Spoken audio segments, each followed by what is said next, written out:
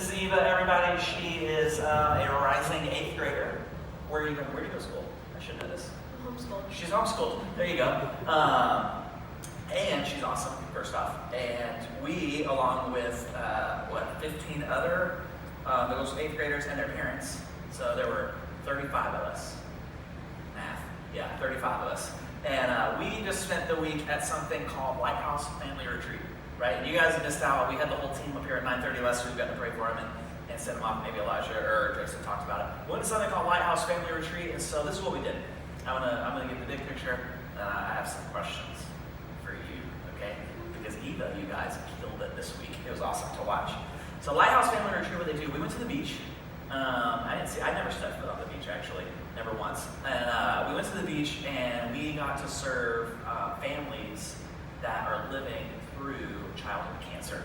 One of their kids has a diagnosis of cancer, and they could have been anywhere in the range of treatment. Like they could have just been starting treatment, or they could have been in the middle, or they could have been at the end.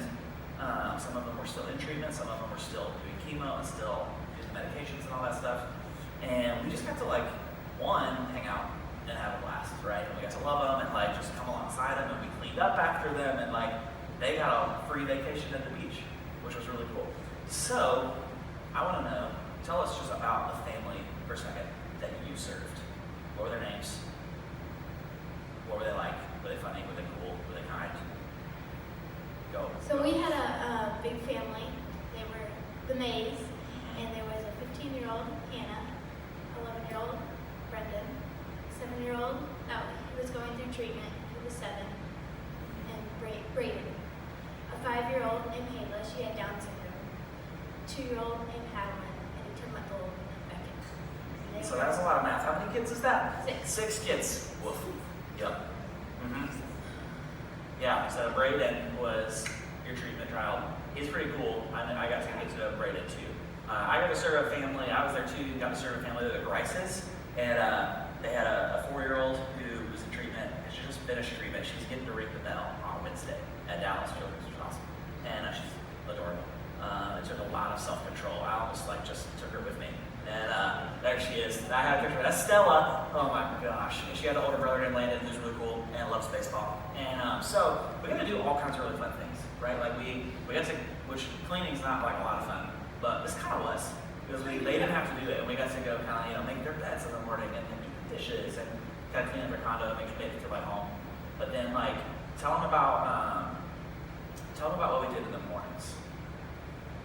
So we did breakfast, we did morning watch, then tell them about Flip-flop. Yeah, flip-flop. So I had an age group, and Stella was actually in my group, and I had the 5 to 7-year-olds. They were fun.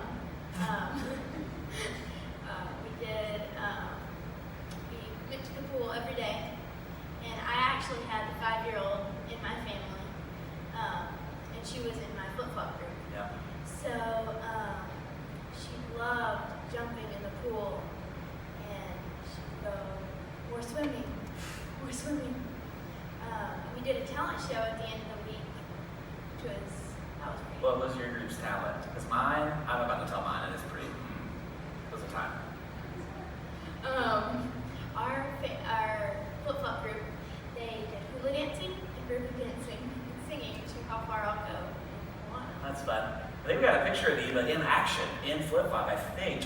One more, I think there she is. Who's that? You're with? That's Hayla. Hayla, that's a cool name. Yeah, my group for the talent show, I taught them, every boy should know this.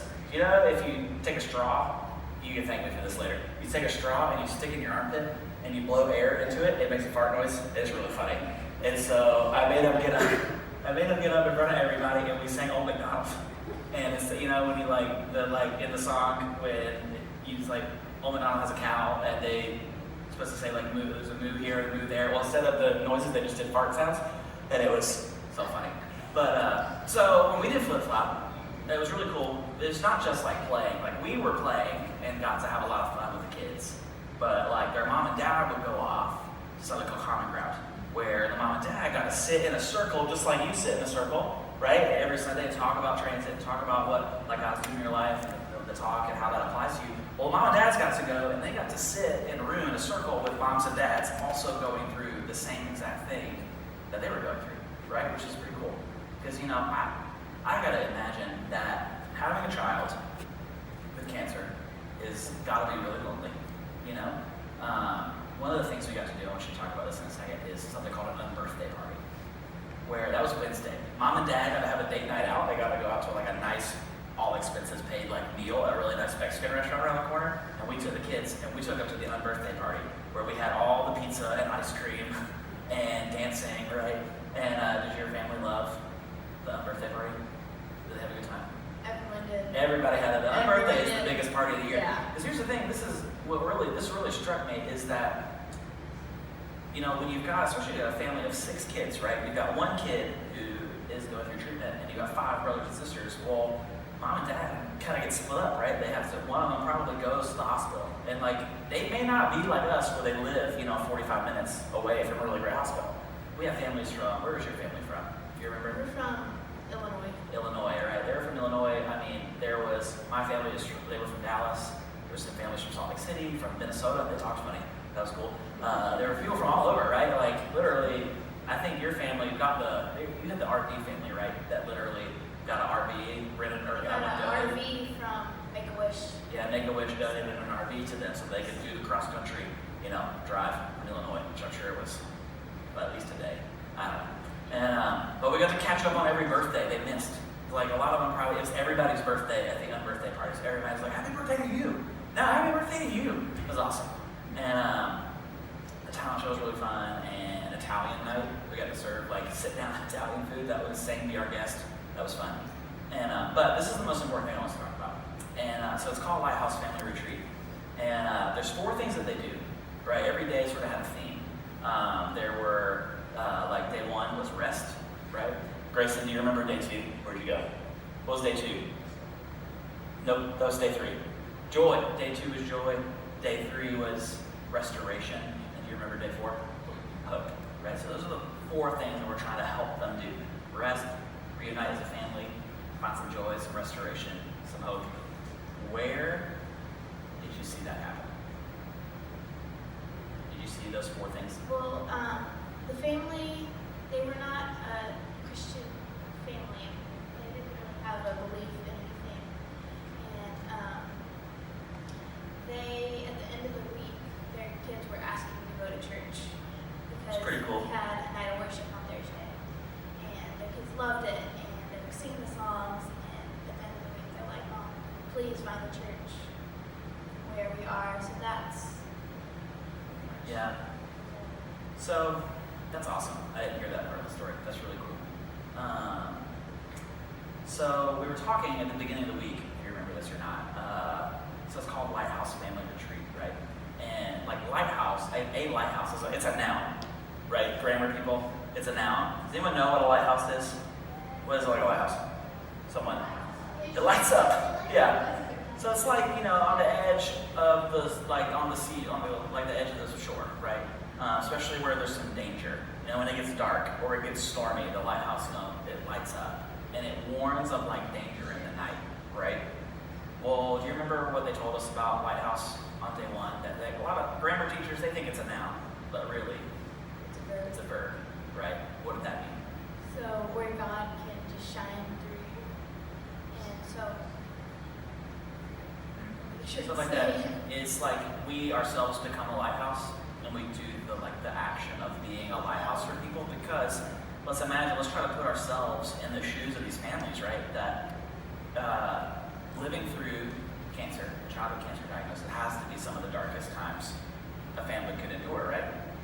And oftentimes they probably can't necessarily see the next step that they're supposed to take as a family. They don't know the next thing that's coming, and it's probably in the dark. The dark's scary, right? The dark is uncertain, and us being able to be the action form of a lighthouse is we get to kind of shine a light forward, and they help them see the next step, and at least know that someone's got their back, right? Which is what we got to do for our families, which is really, really cool. Which made me think about this verse, actually.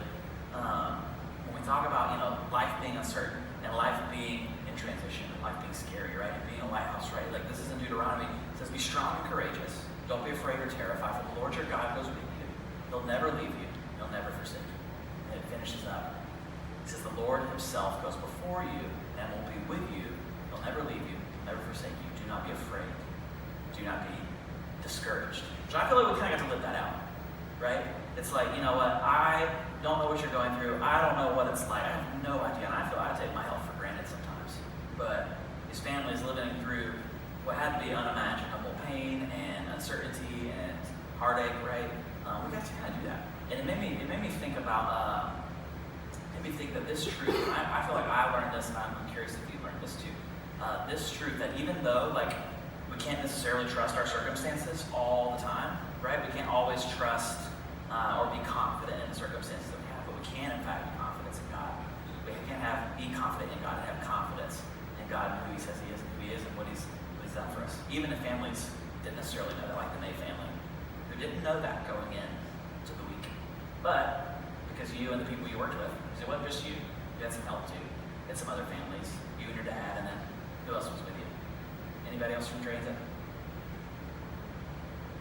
In our family, we had a lot of people from First Service.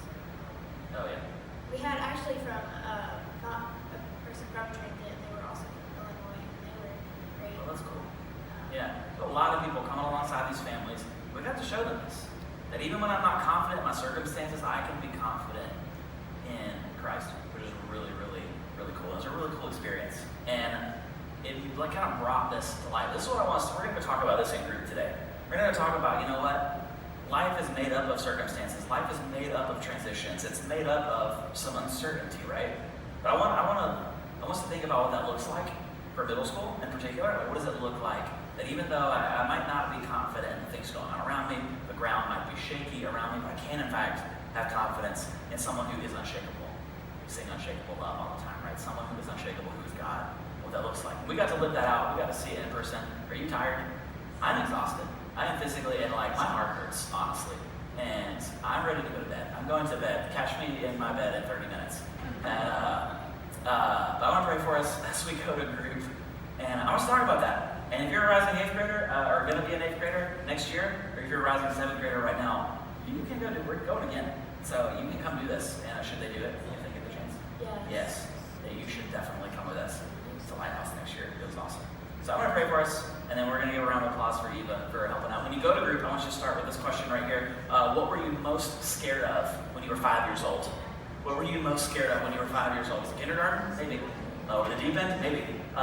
Think about that. That's where your leader's going to start off group. Let me pray for us. Father, thanks for today. Thanks for transit. Thanks